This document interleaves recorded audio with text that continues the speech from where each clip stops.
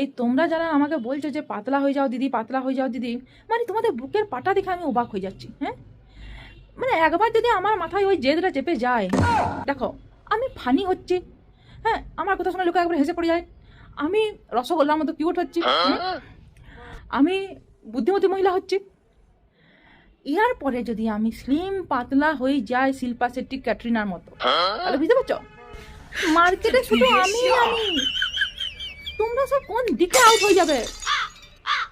কিসের জন্য কম্পিটিশনটা বাড়াচ্ছ? হ্যাঁ, উপরওয়ালার কাছে ধন্যবাদ জানাবে যে দিদির মাথাতে এখনো পাতলা হওয়ার জিদটা চাপে না, এখনো দিদি মোটা কুমারই আছে, ভালো আছে। তাই তোমরা জিম যাও, স্লিম হও, নিউ রেজুলেশন করো, আমার পেছনে লাগো না, আমি ঠিক আছি।